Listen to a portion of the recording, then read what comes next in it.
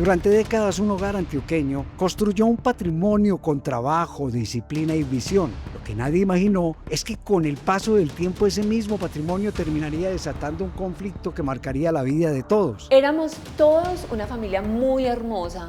Esta es la historia de una familia marcada por decisiones tomadas en momentos difíciles y de cómo detrás de los Willes existen diferentes versiones, contextos y preguntas que aún siguen sin resolverse.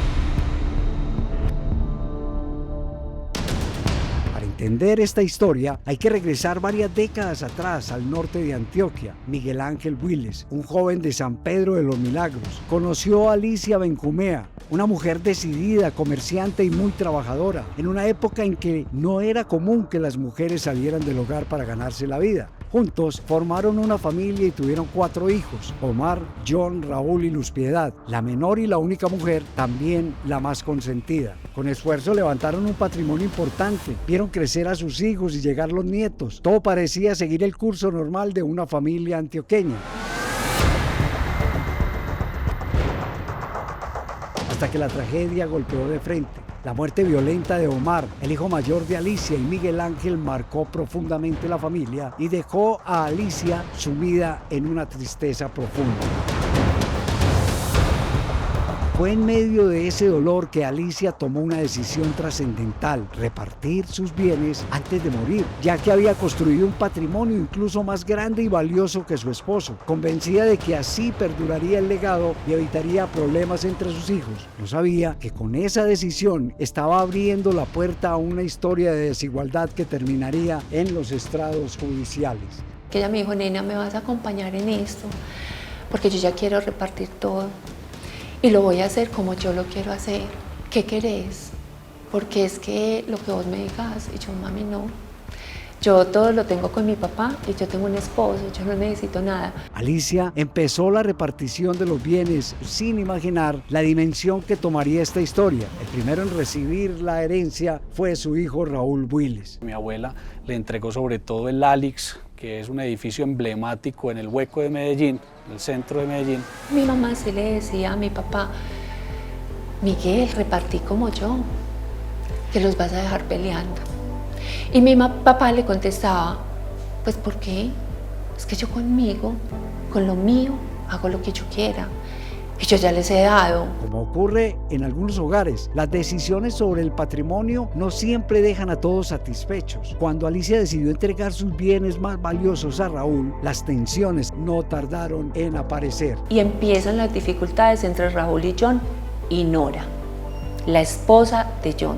En donde John acusaba a Raúl que había abusado de su madre, que la había drogado, que cómo era posible que le hubiera entregado eso solamente a él, que esa no era la voluntad. Y mi abuelo, para aplacar a John, le hace entrega de la finca más importante que él tenía, que era la Magdalena, en Planeta Rica, una finca de 600 hectáreas con 1000 y pico de reses. Se la regala. Cuenta Luz Piedad que Raúl, su hermano, fue quien recibió casi la totalidad del patrimonio de su madre y que John, su otro hermano, también recibió bienes considerables en vida. Sin embargo, la vida es impredecible. A Alicia y Miguel Ángel, su esposo, no les alcanzó el tiempo para repartir de manera equilibrada y justa su patrimonio. En agosto del 2007, la muerte sorprendió a Alicia sin haber terminado de entregar los bienes en vida a todos los herederos. Quedaron pendientes sus nietos, los hijos de Omar, y Luz Piedad, su niña consentida y cómplice. Es que si yo hubiera querido, yo hubiera manipulado a mi papá y a mi mamá, y yo lo hubiera tenido todo. Al morir Alicia, los bienes que no se habían terminado de repartir quedaron congelados a la espera de que se realizara el trámite legal de sucesión. Miguel Ángel, devastado por la pérdida de su esposa, tomó una decisión difícil: vender el apartamento en el que habían vivido juntos durante años y equilibrar la repartición de la herencia teniendo en cuenta a los que ya les habían dado todo en vida, e instruyó a sus hijos y demás familiares para que respetaran su voluntad. Ni el abuelo Miguel Ángel ni los tíos Raúl y John tenían una relación cercana con los hijos de Omar, mientras que Pablo Bustamante, hijo de Piedad, sí era llegado a sus primos, por eso recurrieron a él, quien para ese entonces tenía 22 años y acababa de graduarse como abogado, para que les preguntara cuánto estarían dispuestos a cobrar por los derechos herenciales, con el fin de que Miguel Ángel pudiera disponer según su voluntad de todos los bienes que aún quedaban, incluido el apartamento. Me enviaron a mí a preguntarle a los primos que si estaban dispuestos a vender los derechos herenciales de la abuela. Hablé con Victoria, una de mis primas, y le dije que cuánto pedían. Primero, que si estaban dispuestos a vender los derechos sobre la abuela para que el abuelo pudiera disponer libremente de sus bienes. Y segundo, que cuánto pedían por esos derechos y que se asesoraran muy bien de un abogado. Una solicitud familiar aparentemente simple que con el tiempo se convertiría en una de las piezas centrales de esta historia. Deciden poner como vocero Raúl, John y el abuelo, pues a Pablo precisamente como puente entre ellos y nosotros, me refiero a mis dos hermanos y a mí, para que nos dijeran que el apartamento se iba a vender, que pues obviamente el abuelo quería ir aparte y que de dicha venta iba a haber unos dineros pues que obviamente nosotros teníamos pues parte en esa venta. Y el abuelo dijo como, bueno, pregúntele usted cuánto valen los derechos herenciales de ellos tres, y ya. Pablo coge, llama, Raúl le dice, sí, vaya, llámelos usted, que usted es el más allegado a ellos, usted ya tiene una amistad con ellos, porque pues en realidad nosotros no teníamos ninguna comunicación ni con Raúl ni con John.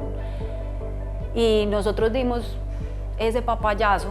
Los primos consultaron el tema con un abogado que, según relatan, no los asesoró de manera adecuada. En medio de la juventud y de la inexperiencia, no comprendieron que la propuesta incluía la totalidad de la herencia que les correspondía. Pensaban que era únicamente por el apartamento. Por esa razón, fijaron un precio de 45 millones de pesos, una cifra irrisoria frente al valor real de sus derechos hereditarios. Fuimos mal asesorados, no entendimos qué era lo que estábamos en realidad vendiéndoles a ellos, y era que cuánto valía los derechos herenciales de nosotros tres. Nosotros juramos siempre que fue sobre un apartamento. Por supuesto, Pablo llevó el mensaje al abuelo y a sus tíos Raúl y John, y por convenirles, al proteger lo que ya habían recibido en vida de una demanda de los sobrinos, aceptaron de inmediato la propuesta sin presentar objeciones, y aprovechándose del desconocimiento de los hijos de Omar, de inmediato los citaron en una notaría para formalizar la cesión de los derechos herenciales de Alicia. Todos estuvieron de acuerdo en que el documento se realizara a nombre de Pablo Bustamante para evitar suspicacias con los sobrinos Juan Esteban, Verónica y Victoria, utilizando a Pablo, que era el más cercano a los primos y el nieto favorito de Miguel Ángel. Fuimos a la notaría, se firmó la escritura pública de compraventa de los derechos herenciales, que por instrucción de mi abuelo y digamos que por conveniencia de Raúl y John también, se estipuló o la organizaron para que fuera a nombre mío, para que mi abuelo pudiera disponer libremente de los bienes. Yo llegué a esa notaría creyendo que estaba firmando, convencido que estaba firmando la venta de unos derechos herenciales sobre el apartamento, ¿cierto? No más. Yo en ningún momento fui a firmar la venta de unos derechos herenciales del patrimonio de mi abuelo, que vuelvo y te repito, un patrimonio millonario de miles de millones de pesos.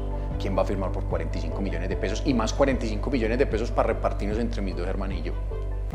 O sea, eso no tiene sentido. Y firmaron, entregaron los derechos herenciales por 45 millones de pesos, una cifra insignificante. Nadie les explicó y ellos no comprendieron lo que esa firma significaba realmente. Solo con el paso del tiempo descubrirían que habían renunciado a lo que les correspondía por la herencia de su padre fallecido. Los primos habían recibido un dinero y los tíos, Raúl sobre todo, pues que había manifestado para, digamos que habían blindado jurídicamente para que no les atacaran los bienes que ya habían recibido en simulación, que ellos eran los enemigos en ese momento. Y mi abuelo podía disponer libremente de sus bienes, digamos que a todos nos convenía. Solo faltaba por herencia Luz Piedad, la hija consentida, la menor de la casa, la madre de Pablo Bustamante. Miguel Ángel decidió dejarle la finca de San Pedro, una tierra que llevaba su mismo nombre, pero pensando en protegerla de sus mismos hijos, decidió ponerla a nombre de su nieto Pablo, convencido de que ella, por ser tan desprendida, podía terminar siendo despojada por sus propios hermanos. Y yo, papi, no me dejes nada, que yo no necesito nada. A mí ya me lo dieron todo, es que no te voy a dejar nada. Así, porque mi papá era un hombre firme y a mí me amaba. Mi mamá es de muy buen corazón, o sea, mi mamá decía, mi abuelo le decía a mi mamá, si yo dejo eso en cabeza suya, usted lo entrega. Ahí mismo llegan sus hermanos a reclamarle y usted va y lo entrega. Por eso, digamos, me dejó ese compromiso. Como en toda familia, en los Willes también había favoritismos. Luz Piedad fue la preferida de sus padres por ser la menor y la única mujer. Esa preferencia se extendió a su hijo Pablo, quien siempre fue el nieto favorito de Miguel Ángel. Mi papá me decía, te tienen envidia, les tienen envidia. A Pablito y a vos. Yo le decía, papi, por vos, pues es que para qué nos pones en esto, no, yo los quiero mucho a todos. No, dejar, pues por su temperamento, por su forma de que lo hacía muy visible, ese amor. Me dijo, no, es que si ellos quieren que yo sea con ellos, que ellos sean conmigo como ustedes son conmigo. Mi papá era de los que decía, es que las cosas se ganan. Y yo con lo mío, hago lo que quiera. Ya solo quedaba una propiedad por repartir, una finca en Montería. Miguel Ángel les propuso a sus dos hijos y a su nieto Pablo que cada uno le pagara 100 millones de pesos para escriturarla a nombre de los tres. Mi abuelo no era de regalar las cosas, sino que le ponía un precio simbólico a las propiedades, porque él decía, y tiene toda la razón en eso, que lo que se regalaba o lo que se regala no se valora. Digamos que nos puso una cuota inicial sobre la finca de Montería, donde los tíos iban a participar también, de 100 millones de pesos. El único que la pagó, canceló y consiguió el dinero fui yo.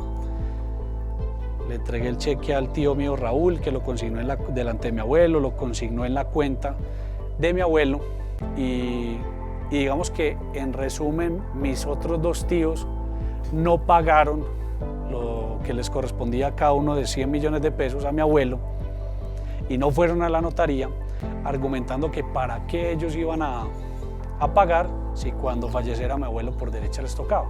Esa situación molestó profundamente al abuelo, quien tomó entonces otra decisión, dejarle también la totalidad de la finca de Montería a su nieto favorito Pablo Bustamante. Yo cuando mi abuelo hace eso, me hace la escritura, le digo a mi abuelo, le pregunto, digo, abuelo, ¿me vas a dejar peleando con los tíos? Porque ellos tienen expectativa pues, de participar en esta otra finca. Y él lo que me contesta es, ellos ya están millonarios, ellos ya recibieron todo nuestro patrimonio, el compromiso que eran. Si quieren guerra, consiga gente, usted es abogado. Y mi papá terminó diciéndole, Pablito, usted es abogado, usted sabe qué hacer. Y si la cosa se pone, palabra más, palabra menos, muy... Si quieren guerra, llame gente. Esas fueron las palabras de mi papá. Para ninguno de nosotros era un secreto, y así a Raúl y a John les puede dar rabia, envidia, lo que sea. Para ninguno de nosotros era un secreto, y nosotros que éramos tan, digamos, tan distantes, sabíamos que mi tía Piedad era la ñaña, como decimos aquí, de mi abuelo. Y su hijo también se convirtió en el gran amor de mi abuelo. Mi abuelo era una persona más bien tosca, más bien cerrado frente a lo que era, digamos, su círculo de personas amadas. Para él no era importante sino mi abuela, mi tía Piedad y Pablo. Y sí que le ha tocado llamar gente. El 15 de diciembre del 2007 murió Miguel Ángel Willes, apenas 4 meses después de la muerte de su esposa Alicia. Con su partida, lo que hasta entonces habían sido tensiones familiares se transformó en una guerra abierta que hasta hoy continúa su curso. Después de las novenas, y yo les exhibo la escritura de derechos gananciales que suscribe mi abuelo a favor mío. Inmediatamente en ese momento se para yo manoteando que soy un ladrón, que mi mamá es una ladrona, que estafamos al abuelo, que los estafamos a ellos, y empiezan a fabricar toda esa película fantasiosa de que supuestamente la negociación era sobre un apartamento y posteriormente resultó siendo otra cosa. Ahí mismo pegaron el brinco mis dos hermanos, porque es que ellos pensaron que les iba a tocar más. sea, ellos estaban esperando repartición de lo que mi papá dejaba. Molestos por lo ocurrido, Raúl y John buscaron a sus sobrinos, los hijos de Omar, para acomodar la versión y decir que Pablo se había quedado con la herencia y que el día de la firma de las escrituras también les había quitado sus derechos herenciales, versión que no era cierta. Raúl nos dice, después de que ya muere el abuelo, nos dice, ¿cómo les parece que es que lo que nosotros firmamos se incluyó? Lo que firmamos en esa notaría 17 no fue la venta de derechos a título singular sobre el apartamento, sino que fue una venta de derechos a título universal. ¿Qué significaba esto? Que habíamos vendido absolutamente todos nuestros derechos hereditarios y que ya todo eso se lo habíamos vendido a Pablo. Que Pablo, el día que firmamos, nos bajó un documento, lo leímos. Cuando dijimos estamos listos para firmar, sube donde la protocolista y le dice a la protocolista que ya no va a ser sobre el apartamento, sino ya a título universal. Y que la protocolista dijo, listo, don Pablo, la familia ya tiene conocimiento. Sí, yo ya hablé con ellos están abajo. Dijo, listo, perfecto. Que había habido un cambiazo de documento, que al momento de nosotros firmar, Pablo se movió de la mesa y que en ese momento había habido un cambio de documento. Yo, la verdad, decía, o sea, tanta complicidad, tanta rapidez para cambiar un documento en una notaría que es de tanto renombre. Había algo que yo decía, a esta historia me le falta un pedazo. Primero que era una versión, que nos habían engañado a todos, que Pablo había cogido como ¿cómo se llama? La compraventa en un descuido de todos y que la había cambiado y que había puesto pues como la que era, ¿cierto? Después la protocolista dijo que él había subido en un descuido de nosotros y que le había dicho que cambiara pues como los derechos sobre el apartamento a título universal, por derecho de título universal, y que la protocolista le había dicho, ay, pero Pablo, ¿cómo así? Ay, no, sí, es que yo ya hablé con todos ellos y ellos estuvieron de acuerdo. Pues primero que todo, yo que soy asesora inmobiliaria, sé que una compraventa no se puede cambiar en un segundo y más a algo tan delicado. Los utilizaron, les vendieron esa información, los pusieron como si nosotros fuéramos los peores enemigos. Inicialmente habían dicho que ellos me habían otorgado un poder a mí cuando había fallecido la abuela para tramitar la sucesión, que como abogado yo ya me había apoderado absolutamente de toda la herencia con ese poder que me habían dado. Como me denunciaron ante el Consejo Superior de la Judicatura y no pudieron probar eso y me archivaron y absolvieron en ese proceso, entonces ya cambiaron la versión. Ya no era que yo era el abogado de la familia, de confianza, etcétera, sino que ellos habían firmado la venta de los derechos herenciales a título general, pero que ellos no sabían qué significaba eso. No había cambiazo en ese momento, supuesto cambiazo, sino que ellos habían firmado una escritura, pero que no sabían cuál era el contenido porque no tenían formación jurídica. Ese es el segundo cambio. Y ya después, cuando no pudieron probar eso, van a la última, que es más fantasiosa todavía. Y es que yo en 15 minutos, como si fuera un mago, a los 20 años, que uno está pensando en delinquir a los 20 años frente a personas de 50, 60 años, expertos en negocios, que yo les cambié una escritura de un momento a otro y no se dieron cuenta. Esa es la última y más fantasiosa de todas. Piedad le había pedido a su hijo Pablo que no demandara a sus hermanos. Ella seguía creyendo que la situación podría resolverse. Sin embargo, sus hermanos sí procedieron y las diferencias terminaron trasladándose del ámbito familiar al ámbito judicial. Y ese día que llegó Pablo, que me dice, ¿sabes qué vas para la cárcel? Yo le dije, ¿yo? ¿Y yo por qué? Me dijo, porque ya te pusieron también en fiscalía que vos manipulaste los medicamentos del abuelo para que él perdiera conciencia, para yo poder aprovechar y cambiar el documento que cambié, y así hice la estafa. Cuando él me dice eso, pues dije, Señor bendito, ¿yo qué estoy haciendo? Entonces yo le dije, ¿sabe qué, hijo? Jurídicamente, porque me dijo, ¿sabes cómo me tenés? Como un boxeador, que le atan las manos y lo tiran al ring. Están haciendo todo lo que quieras con vos y conmigo. Entonces yo le dije, listo, hijo, ya, empecé a hacer todo lo que sabes hacer jurídicamente, eso sí, por vía de hechos, nada, Pablo. Me dijo, yo no funciono así, mami.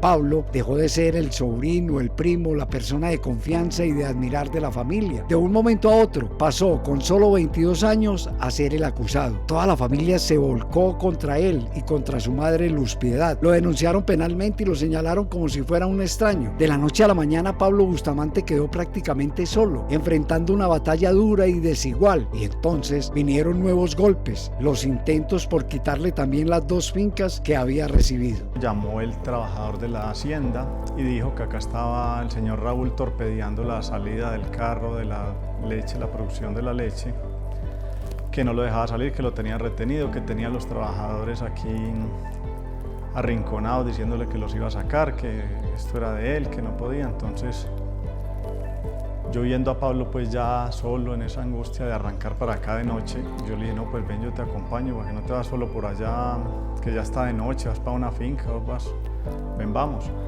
Y efectivamente pues acá nos encontramos al tío torpedeando la labor del trabajo, y de ahí en adelante se siguieron viniendo pues inconvenientes. Ya Pablo me dijo que me viniera con él a trabajar acá, a administrar y a andar con él y a acompañarlo. Pablo y su madre sintieron que la familia se había transformado en un enemigo implacable. Raúl llegaba como si fuera un abogado con un maletín, con todos los papeles jurídicos, y eso lo repartían como cuando uno está repartiendo una propaganda.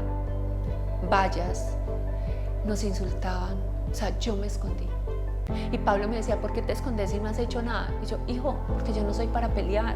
Juan Oscar Mesa, un allegado a la familia, recordó que en una ocasión se encontraba con Pablo en una diligencia. Cuando se cruzaron con su tío y su esposa, según su testimonio, los insultaron y los agredieron físicamente. La disputa familiar ya había traspasado cualquier límite. Resultó una pelea grande, yo lo porrié mucho y nos detuvieron a los dos. A él se lo llevaron a la clínica, a mí me dejaron en la búnker de la fiscalía. Y al rato salió de la clínica y se fue a buscarme, allá fue y me hizo ofrecimientos de plata también. Me dijo fue que yo cuánto quería, que cuánto era el precio, que me fuera a trabajar con él, que él necesitaba información. Y ese no fue el único ofrecimiento. Llego yo a la casa pues, en las horas de la tarde y me encuentro una carta debajo de la puerta que decía que me comunicara con él, que él estaba para ayudarme, que él me iba a cambiar la vida, que él me podía ayudar mucho, que cuánto quería, pero no, nunca. Yo le hice caso omiso a eso y le escribí en un mensaje que no me interesaban las propuestas de él, que vaya y siga comprando gente por allá que aquí no fue. Y ahí empezó otra estrategia, la del desprestigio comunicacional contra Pablo Bustamante. Instalaron vallas por toda la ciudad de Medellín, hablando de una herencia que se habían robado. Lo que era una pelea familiar se convirtió en un tema que hablaba toda la ciudad. Con la cara golpeada, Raúl se presentaba como la víctima mostrando sus heridas mientras contaba su versión, y la gente empezaba a formarse su propia idea sobre lo que había pasado. Cada que había una valla nosotros como que, ay no, pues la verdad, los métodos que utilizaba Raúl para nosotros no eran como tan buenos. Sí, ¿me entiendes? Pues porque en realidad, porque todo el mundo se tenía que enterar. Una vez que Pablo quiso incursionar en la política, su propio tío Raúl llamó a emisoras y medios para destruir su reputación y acabar con su proyecto político. Le dieron con todo. Pablo, aún joven, se defendió siempre dentro de los márgenes de la legalidad. Ustedes no se imaginan lo que era la vida de Pablo con 22, 23, 24, 25 años, porque fueron los 3 primeros años. Esto ha sido una guerra. ¿Y sabe por qué no hubo muertos? ¿Saben por qué no? Porque ninguno de nosotros somos matones. Por otro lado, el proceso judicial fue una verdadera emboscada, sucio y despiadado. Según los testigos, sus tíos, llenos de dinero por la herencia que recibieron en vida, movieron cielo y tierra para impedir que Pablo recibiera lo que su abuelo le había dejado a él y a su madre, dispuesto a verlo condenado a cualquier costo. A medida que el conflicto avanzaba en los tribunales, también surgieron cuestionamientos sobre algunas decisiones dentro del proceso judicial. Extrañamente, los abogados defensores de Pablo abandonaban el caso uno tras otro, a tal punto que se vio obligado a solicitar la Defensoría Pública. Una de las abogadas recuerda que fue al juzgado a solicitar el acta y el audio de las audiencias y mientras esperaba que le imprimieran los documentos, vio algo en el computador del juez que le causó extrañeza y desconfianza sobre cómo se estaba llevando el proceso. El doctor Juan Fernando le dice a la doctora Adriana: imprímale a la doctora lo que ella está pidiendo. La doctora Adriana sale del despacho, me quedé conversando con el juez, él sentado en su escritorio, pero yo quedé al frente, sentada al frente de la pantalla de su computadora. Estábamos conversando, cuando yo miré hacia el computador tenía el proceso, la sentencia del señor Pablo Bustamante en pantalla al inicio y logré ver desde donde yo estaba sentada que la sentencia que él tenía ahí era del señor Pablo Bustamante Willes y se leía sentido condenatorio. Yo, pues, en medio de la conversación con el juez, pues no hice ningún ademán ni nada, o sea, me di por desentendida. Cuando recibió las piezas procesales, el juez le advirtió: no se desgaste con esto, que usted sabe que esto ya está fuera del ámbito a debatir. ¿Por qué? Porque ya operó la prescripción. Y continuamos con este otro tema. Y yo, doctor, le agradezco mucho. Me entregan toda esa documentación, yo cojo y la guardo, miro yo el reloj. Yo, doctor, le pido un permisito porque tengo otra audiencia allí, después hablamos. Cuando me dijo, ¿qué pensás hacer con esto? Y yo, doctor, voy a hacer análisis de todo esto, pues obviamente implementaré mi estrategia jurídica. De inmediato le contó lo sucedido a su defendido. Y le dije, señor Pablo, te tengo muy mala noticia. Me dijo, ¿qué pasó? Vos ya estás condenado. Me dijo, ¿cómo así? Yo le dije, sí. Acabo de ver en la pantalla del señor juez tu sentencia y es condenatoria. Entonces el señor Pablo me dice, ¿cómo así? Pero ni siquiera hemos terminado la prueba testimonial de nosotros. Y le dije, palabras más, palabras menos, estás condenado. Y yo ni siquiera había iniciado mi intervención en el proceso. Días después ocurrió un hecho que marcaría profundamente a la defensora. Horas antes de una audiencia, Soleidy Roldán, abogada del tío Raúl, le hizo una propuesta. Hay $1 millón para que vos no ejerzas ningún acto defensivo en el proceso de Pablo Bustamante. Yo la miro, me reí, o sea, me causó, fue como gracia. Entonces yo le dije, perdón, riéndome, de más que la señora creyó que era que yo le estaba diciendo, ¿por qué tan poquito? Con su celular en la mano, 5, 9, bueno, ¿cuánto querés? Y no te desgastes con eso, que es que Pablo ya está condenado. Palabras textuales de Soleidy Roldán. Entonces yo le dije, no, ¿cómo se te ocurre? Y volví, me le sonreí. Y ella con el celular, dame tu número de cuenta, ya mismo te hago la transferencia. Y yo le dije, ¿sabes qué? Dejemos esto aquí, voy a hacer de cuenta que no, nunca tocamos este tema. Me pareció ofensivo, falta de respeto. La señora Soleidy creyó que yo me estaba muriendo de hambre o que yo necesitaba que ella me diera plata para yo no ejercer unas funciones. O sea, no sé qué estaba pensando la señora Soleidy Roldán. Que a mí me extraña una persona que supuestamente que tiene fama de saber tanto de derecho, creo que es hasta profesora universitaria, y venir a hacer un ofrecimiento a una defensora para que no ejerza sus actos en razón a sus funciones. Durante la audiencia le contó al juez lo sucedido, pero la reacción no fue la esperada. Lo extraño y lo preocupante fue que el juez no ordenó compulsa de copias por la actitud de la abogada de los tíos, pese a que en otras ocasiones se había exigido compulsar copias por cualquier detalle a la defensa de Pablo. Y él tenía que saber que la obligación de él era compulsar esas copias. Para que se investigara, yo me le arrimaba, le decía, Pablo, aquí no hay garantías de nada y aquí nos van a llevar a todos por delante.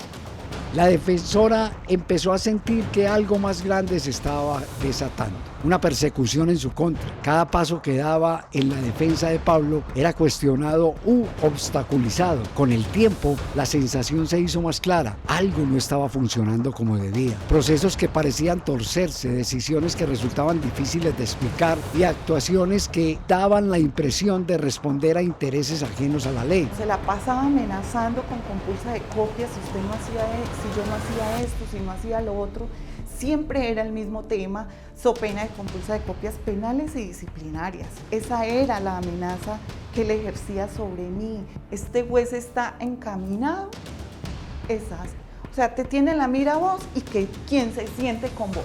Pablo escuchaba atento sin poder creer lo que le estaba diciendo su abogada. Cada palabra le hacía sentir que el proceso que debía proteger sus derechos estaba lleno de irregularidades. Siempre era la balanza inclinada hacia el procesado y la defensa. Que el representante del Ministerio Público era un fiscal más. Él sí que tenía la balanza en disfavor de Pablo Bustamante.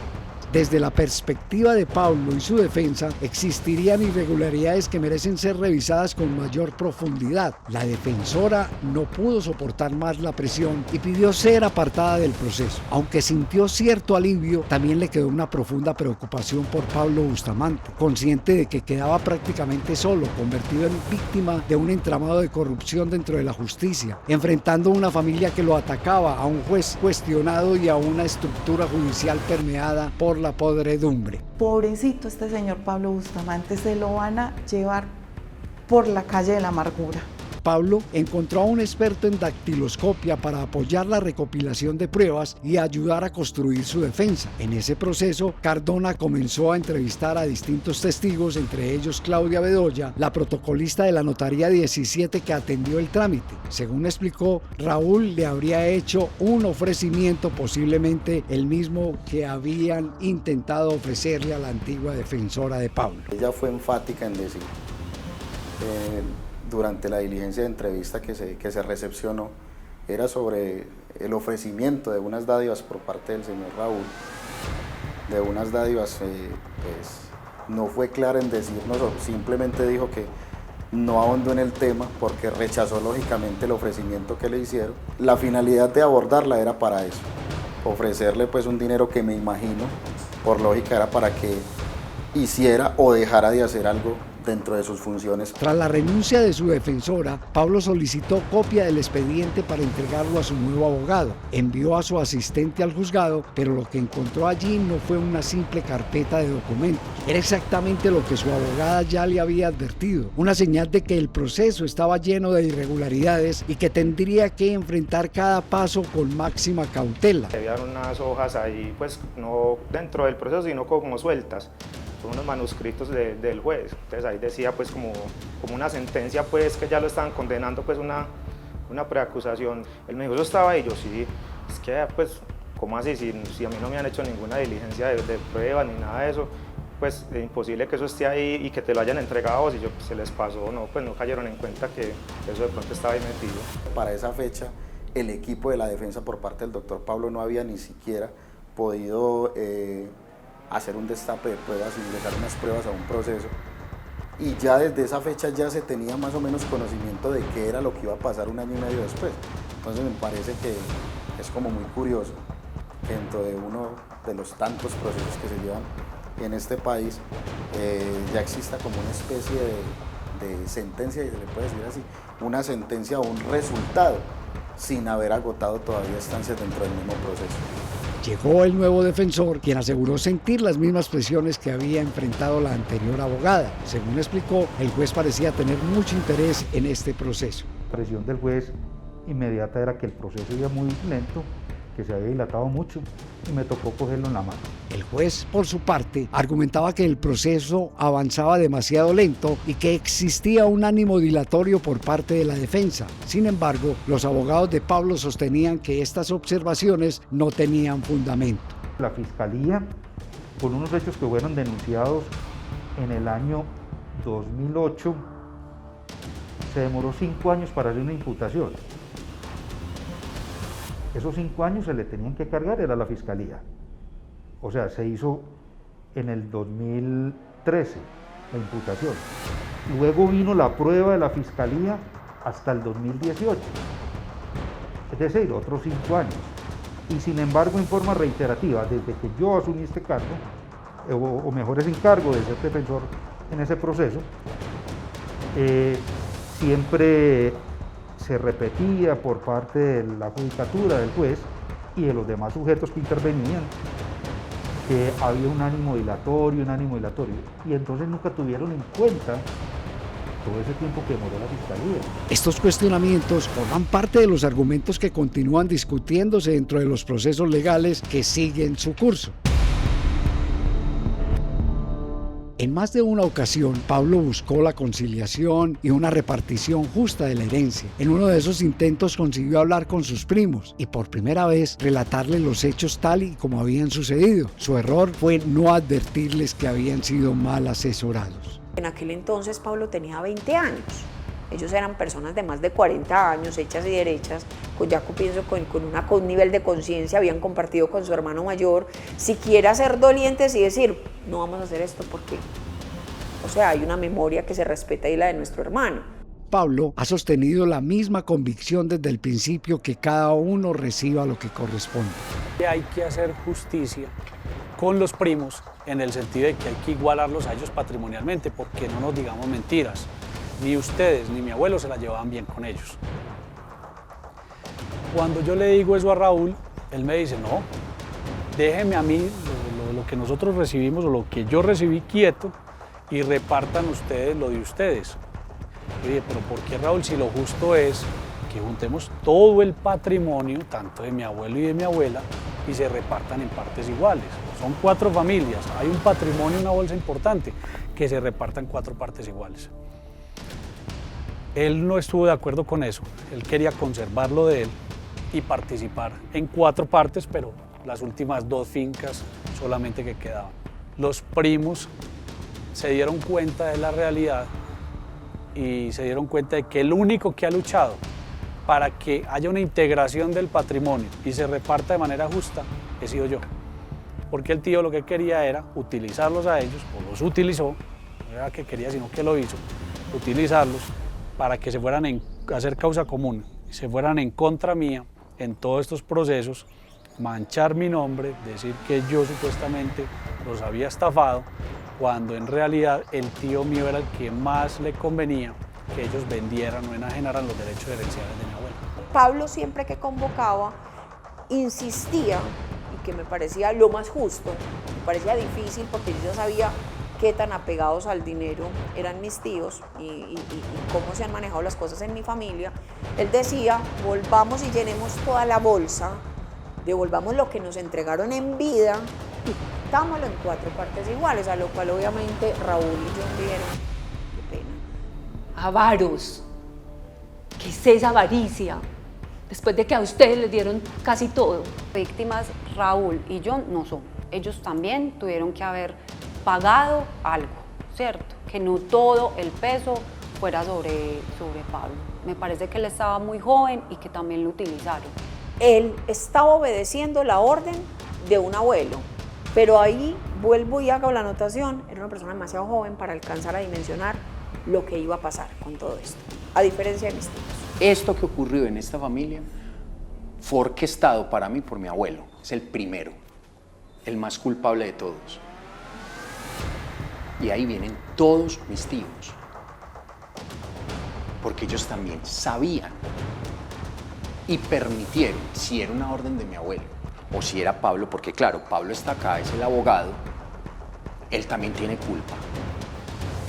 Pero digamos que es un pelado de 20, 22 años, que uno en esa edad de pronto la ambición le puede, y obviamente cumpliendo órdenes de mi abuelo, A medida que el conflicto avanzaba en los tribunales, también surgieron cuestionamientos sobre algunas decisiones dentro del proceso judicial. Cada citación, cada documento y cada audiencia dejaban al descubierto la magnitud de la batalla que Pablo tenía enfrente. Ya no se trataba solo de un conflicto familiar. Con el paso de los días quedó claro que sus tíos no eran los únicos adversarios en esa historia. Dentro del mismo proceso comenzaban a aparecer señales de que el terreno en el que Pablo estaba peleando no era neutral, y aún así, lejos de retroceder, decidió enfrentar la batalla. Desde la perspectiva de Pablo y su defensa, existirían irregularidades que merecen ser revisadas con mayor profundidad. Aquí se dudaba la parcialidad porque si ya había un proyecto donde se le trataba como condenado,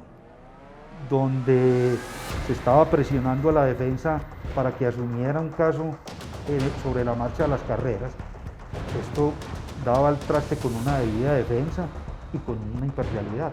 Todos teníamos un manto de duda, y lo lógico es que el juez, al tener manto de duda, se hubiera apartado, pero nunca se quiso apartar. Pablo denunció al juez. Tras esa denuncia, el juez compulsó copias contra Pablo. Le formulamos denuncia penal en contra de él por prevaricato, corrupción, concierto para delinquir. ¿Qué es lo que uno mínimamente espera? Que la fiscal, que la tiene una fiscal importantísima, muy estudiosa, objetiva y transparente, la fiscal 13, doctora Patricia Hernández, que actúe con total diligencia, justicia y prontitud. Tanto así que en un momento dado yo presenté y solicité ante el juez que se declarara impedido, se apartara de este caso, pero sobre pretexto pues, de que no había una norma expresa en el Código de Procedimiento Penal, que los casos eran, que las causales eran taxativas, esas y solo esas, llevaron a que el juez despachara negativamente esa solicitud y varias otras solicitudes que hizo la defensa en su momento, incluso llegando a hacer advertencias de que podría estar incurso en un tema penal o disciplinario por las solicitudes que hacía, y en últimas, en forma expresa, el señor juez dijo que no compulsaba copias que me vincularan a mí para evitar ponerle más trabas al proceso. Aunque ambas partes se habían denunciado mutuamente, el juez se negó a apartarse del proceso, pese a las solicitudes que advertían un evidente conflicto. Su postura comenzó a endurecerse cada vez más en contra de Pablo. Para quienes seguían el caso, aquello empezó a encender las alarmas sobre posibles irregularidades dentro del mismo despacho, pero Pablo no retrocedió. Aún frente a un sistema que parecía inclinarse en su contra, decidió mantenerse firme y seguir dando la batalla. Lo mínimo que tú esperas cuando te están juzgando, cuando estás en un proceso, es que el juez obre de manera desinteresada, imparcial, con absoluta neutralidad. En este caso específico y en muchos casos a nivel nacional, pasa que existen intereses, componendas, corrupción, y el juez que tenga el menor vestigio de mancha, de mácula, debe declararse impedido. ¿Cómo es posible que ya exista una sentencia condenatoria en contra tuya? Eso no tiene presentación. Voy más allá. ¿Qué pasó en este caso? Aparte de eso, ¿cómo es posible que yo, siendo el juez que te voy a juzgar a ti, te denuncie penalmente a ti por falsa denuncia, por fraude procesal, a sabiendas de que soy, o por lo menos debo ser, la persona que tengo la vida tuya y la libertad tuya en mis manos? A ti te causaría tranquilidad si yo, como tu juez que voy a resolver tu asunto, te denuncio penalmente. O sea, ¿cómo va a ser yo imparcial si de una vez estoy mostrándote mi enemistad, formulándote una denuncia? Porque yo, a su vez, a este juez, Juan Fernando Silva, lo había denunciado por haber prejuzgado. ¿Cómo me iba a quedar yo callado cuando tengo en mis manos una copia de la sentencia en contra mía, cuando apenas me estoy empezando a defender, de puño y letra o con manuscritos de puño y letra del mismo juez. ¿Cómo no lo voy a denunciar? Efectivamente, el 19 de diciembre del 2020, Pablo Bustamante fue sentenciado por ese mismo juez a 63 meses de prisión. Esto lo hemos llamado desde el momento en que evidenciamos el proyecto de sentencia con el manuscrito del juez, crónica de una sentencia anunciada. Desde ese momento que he venido denunciando públicamente y denunciando penalmente al juez y recusando al juez, ya sabíamos que me iban a condenar. Sin pruebas, sin absolutamente nada, ya esa decisión estaba tomada. Lastimosamente, el único que está pagando, digamos, en este momento, las consecuencias de sus actos es Pablo, desde la parte legal. No valieron las pruebas presentadas por la defensa ni los testimonios de los testigos que respaldaban la versión de Pablo. Varias de esas evidencias, según quienes siguieron el caso, fueron minimizadas o simplemente ignoradas durante el proceso. Yo creo que ninguna persona acepta un Estado, una sociedad que pueda juzgar a una persona sin antes dejarle mostrar sus pruebas de descargo y sin antes escuchar. Esto fue lo que pasó cuando, no lo decimos nosotros, cuando es el propio juez que equivocadamente se le traspapeló, cosas de Dios, se le traspapeló y nos entregó el documento donde con su puño y letra consta que él ya estaba condenando a Pablo. Si fuera poco, en medio del proceso ocurrió algo que levantó serias dudas. Gerardo Barbosa, quien había sido el abogado del tío Raúl en el caso contra Pablo, fue nombrado poco después magistrado de la Sala Penal de la Corte Suprema de Justicia, el mismo tribunal que debía revisar el proceso. Aunque se declaró impedido, hizo parte de la sala de decisión, y aunque la Corte había admitido estudiar y resolver la demanda de casación presentada por Pablo, al final no lo hizo estando obligada a hacerlo. Por eso, la defensa presentó una tutela que se encuentra ante la Corte Constitucional para estudio. Además, denunció la irregularidad por vulneración de sus derechos fundamentales ante la Comisión Interamericana de Derechos Humanos, donde la demanda avanza y ya fue admitida. Nos vemos forzados para evitar un perjuicio irremediable o más irremediable o nefasto como el que se le ha causado no solo en su vida, en su integridad, en su honra, en sus bienes, a Pablo Bustamante, a su familia, porque esta decisión, con todas esas irregularidades, con toda esa discusión y tanta bellaquería que hemos visto, por ejemplo en esos dos casos que están siendo investigados, pues ha causado un daño enorme. Entonces, a título de medida cautelar, a título de medida preventiva, mientras la Corte Suprema de Justicia decide si vamos, y estamos ya en 8 días esta semana asistiendo a la Comisión Interamericana de Derechos Humanos para que se tomen unas medidas cautelares preventivas. Es un tema civil, un tema sucesoral, donde fueron otros, seguramente sí cometieron unas irregularidades que rayaban con lo penal, pero en ningún momento Pablo Bustamante, y que eso, que se puede llamar un proceder profesional, laboral, sucesoral, no se le puede tildar como una estafa. Paradójicamente, lo que era un acto de cariño y protección por parte de los abuelos terminó convirtiéndose en un daño inesperado. Pablo ha enfrentado esta historia con valentía, resistiendo una batalla marcada por la envidia y ataques de sus tíos y por un proceso judicial lleno de irregularidades. A veces nos topamos, como se dice acá, en el centro del país, con personas que realmente son inocentes. Y este es uno de esos casos. Totalmente. Metiendo las manos al juego por Pablo.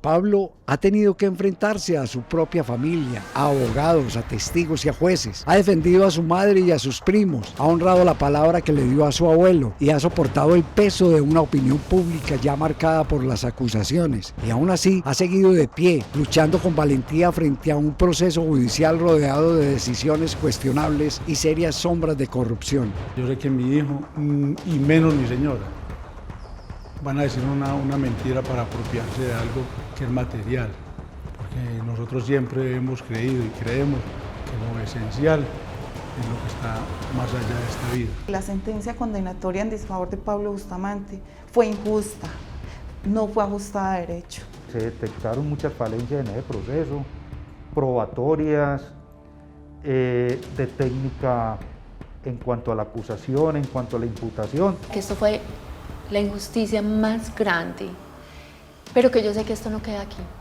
porque es que la justicia de aquí se rige de la justicia divina. Yo creo que ya justicia no hay. Es que lo justo es que esto no hubiera pasado.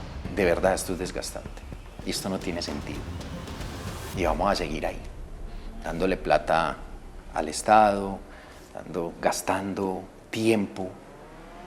Entonces, nada. ¿Qué va a pasar? Nadie sabe. Podemos quedarnos aquí otros 8 o 10 años peleando estúpidamente, ¿no? Después de años de procesos y aprendizajes, y mientras el caso sigue abierto en los tribunales, Pablo continúa desarrollando proyectos empresariales en diferentes zonas del país, apostando por el desarrollo y la inversión inmobiliaria. Para él, esta historia también deja una reflexión para otras familias. Las herencias no son únicamente bienes que cambian de manos, son el último acto de amor, de confianza y de responsabilidad que una generación deja a la siguiente. Cuando una familia se sienta a hablar de una herencia, en realidad no está discutiendo solo sobre patrimonio, sino sobre memoria, respeto y justicia. Más allá de los conflictos, siempre vale la pena buscar la justicia, porque es en la adversidad donde se revela la verdadera fortaleza, la capacidad de resistir, salir fortalecidos y transformar la dificultad en un ejemplo que inspire a otros. La verdadera herencia no son solo los bienes, sino la sabiduría y los valores que pasan de generación en generación.